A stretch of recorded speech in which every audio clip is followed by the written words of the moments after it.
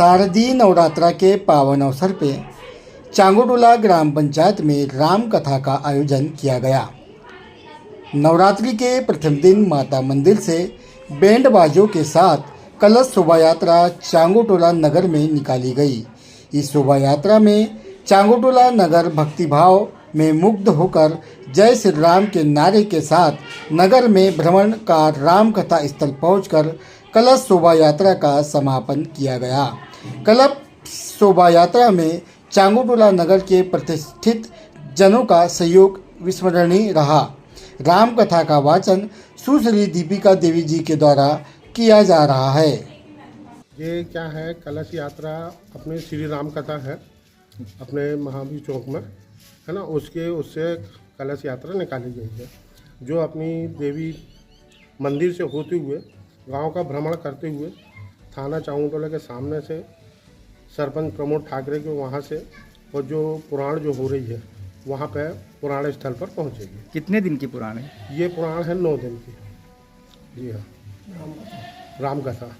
तो आज जो आपके यहाँ आयोजन किया गया, किस उद्देश्य को लेकर किया गया? देखिए, भक्ति और शक्ति का महापर्व नवरात्रा, शारदीय नवरात्रा आज से प्रारंभ हो रहा है और हमारे समस्त ग्रामवासी और हमारी दुर्गा उत्सव समिति के द्वारा आज राम कथा का आयोजन 9 दिवसीय आज से प्रारंभ हो रहा है और उसी को लेकर के आज कलश यात्रा शोभा यात्रा गतिमान है। आप सभी हमारे साथ चल रहे हैं और आप लोग भी आइए। और उद्देश्य सिर्फ यही है कि धर्म के प्रति लोगों को जागरूक करना, लोगों के मन में जो बहुत सारी जो कुरीतियाँ हैं उनको बाहर करना, ताकि लोग अपने धर्म के प्रति आस्था जो है धीरे धीरे जो क्षीण हो रही है वो वापस पुनः स्थापित हो सके। इसका मुख्य बिंदु तो यह रहेगा कि इसका जो उपलक्ष्य है ये है नवरात्रि का।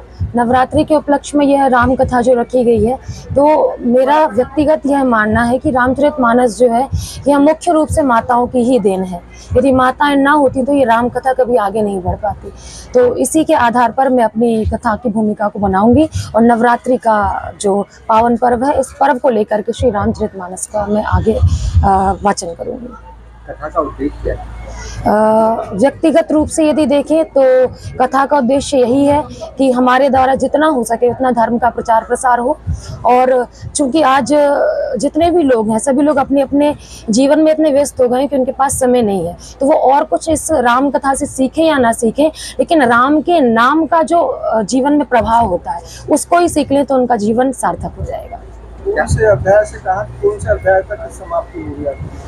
वैसे तो ये 7 कांडों में समन्वित है श्री रामचरितमानस। मुख्य रूप से इसमें बालकांड और अयोध्या कांड को विस्तार से लिया जाता है। अंत में जो लंका कांड तक की कथा है उसको इसमें कहा जाता है।